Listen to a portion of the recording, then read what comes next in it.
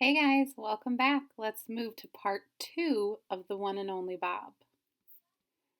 So, remember last time, Bob was telling us about how he grew up with his brothers and sisters and boss, and then how he was left alone on the side of the road. So, we can tell Bob's had a hard life growing up. So, that probably has shaped his character and the way he acts. Cars.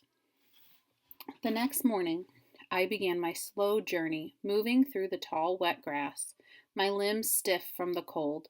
Now and then I'd drink from a mud puddle or gnaw on some grass. By evening, I was wobbly with hunger and thirst. I followed the highway. Every time a four-wheeled creature roared by, I froze in fear. And yet, and this is what slays me, I knew that cars meant humans, and humans meant the possibility of living, just as much as they meant the possibility of dying. So, what he's saying here is he understands that there are humans that can save him because they provided him food, but that humans have been mean to him and he knows they can hurt him. The owl. Darkness had fallen when it came out of nowhere. The owl. A shadow in a shadow. They don't make a sound, you know. Not a sound. It's quite impressive when you think about it. Luck. Just as her talons, those marvelous weapons, raked my fur, I caught my right foot in a small hole and stumbled. If she'd gotten hold of my body, I wouldn't be here. But all she managed to do was grab my tail. Only time in my life I've regretted my handsome hind quarters. I was airborne, hanging upside down, dizzy and dazed, and just crazy enough to think, hey, I'm actually flying, before the terror hit me full force. I caught a whiff of the other animals below. Later, I found out they were pocket gophers, but back then, I knew I was smelling something completely foreign. The owl must have decided the gophers would make a more satisfying meal. She let loose her grip, and I plummeted to the earth. So the word plummeted means fell, and usually when you think of plummeted, it's not just like a soft fall because he's in the air. And we know about gravity that we learned in science, he's going to be falling fast and hard. More luck.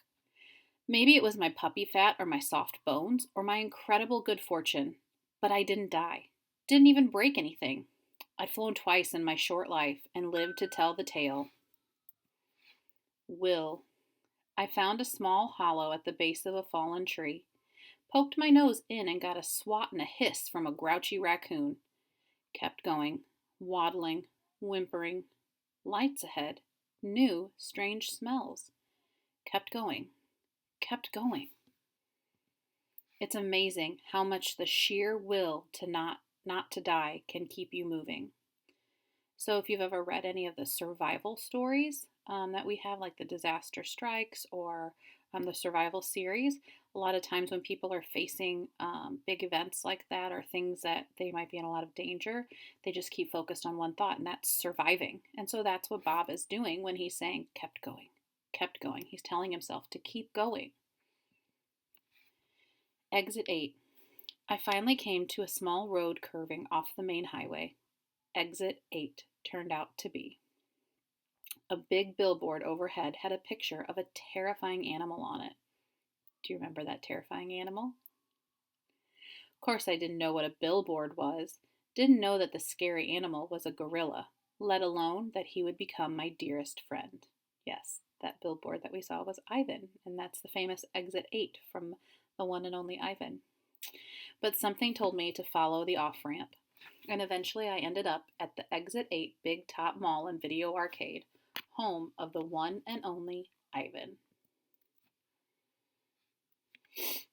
History. I made it to the mall, slept in dirty hay by some garbage bins. The next night, I found that hole in Ivan's cage, stole his banana, slept on his belly, and the rest, as they say, is history. For 2 years, I lived at that seedy old place that was part mall, part circus, and all crummy. But that was nothing compared to Ivan. He spent 27 lousy years there. And our dear friend Stella, an old circus elephant, was stuck there for most of her life, too. When Stella passed away, it nearly broke Ivan's heart. I tried like crazy to get him through those dark days. But what really saved him, I think, was Ruby, our baby elephant friend. Before Stella died, Ivan promised her he'd get Ruby out of that awful place. And to my amazement, he actually pulled it off. Ivan and Ruby and a bunch of our other pals ended up going to different places, zoos and sanctuaries that knew how to take care of them. They're with others of their own kind, and they're loved and well cared for. It's been over a year now since we all moved, and they seem so much happier. Me, I lucked out.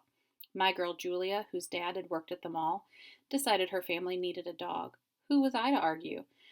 2 square meals, my own bed, all the belly rubs I could beg for. What dog in his right mind would say no to that? The best part is we don't live far from Ivan and Ruby. I get to see them all the time.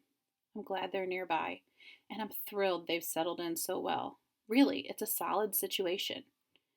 But it's not a perfect one. What do you think might keep him from saying he's not completely happy with the situation he's in? Because they escaped that mean circus manager at the big top mall. They escaped him. And they're all, it seems, happy now, but there's something missing for Bob. What do you think it might be? Let's keep going. Tennis ball. The way I understand things, it's like this. We live on a lonely ball called Earth, and humans have basically been throwing it against the wall for so long that the poor old ball is falling apart. That's pretty strong. Think about how humans treat nature and things in nature, and listen to this quote again.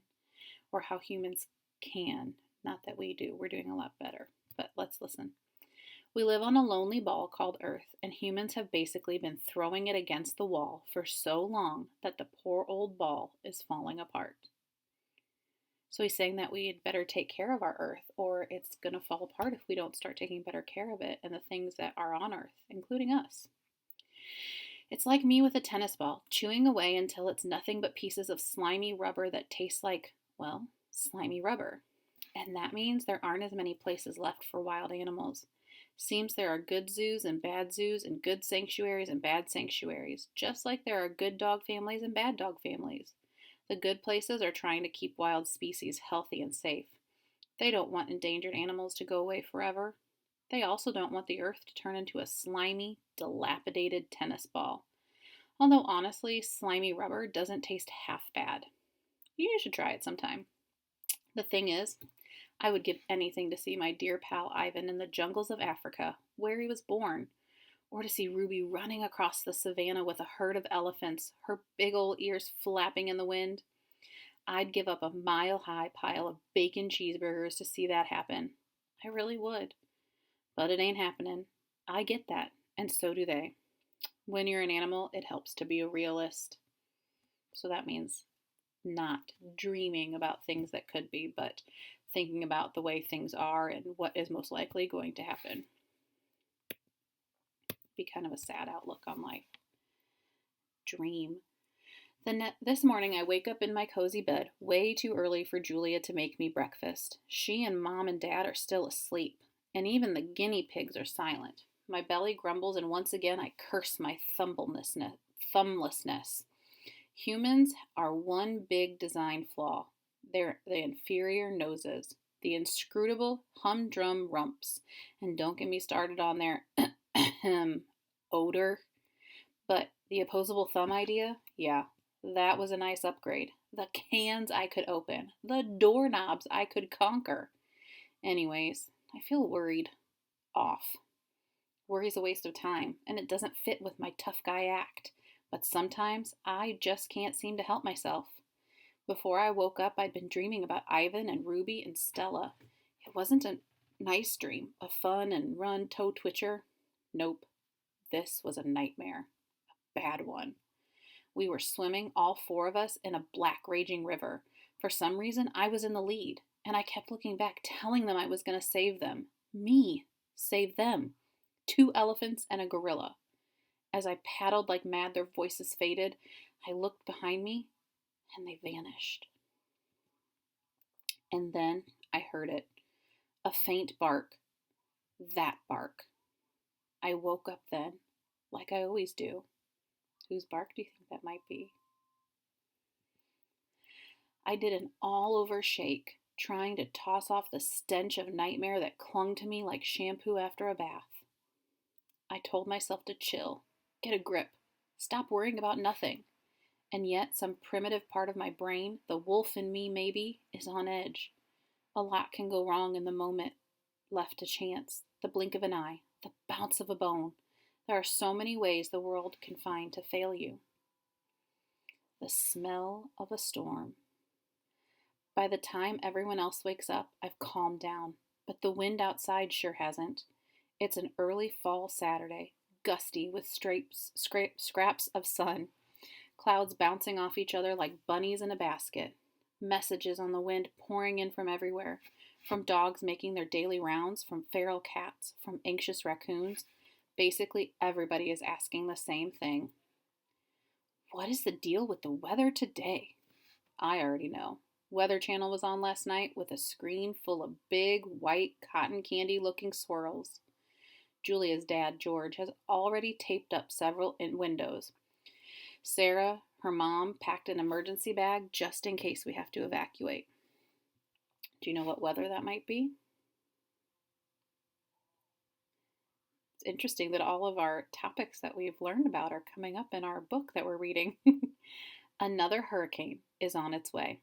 Third this season. Not as big as the last couple, but slow moving. I've seen the routine, know the ropes. Once breakfast is done, I sit on the couch in the living room, waiting impatiently for Julia to come home so she can take me on our daily stroll. She has a dog walking service, and she's out walking other dogs.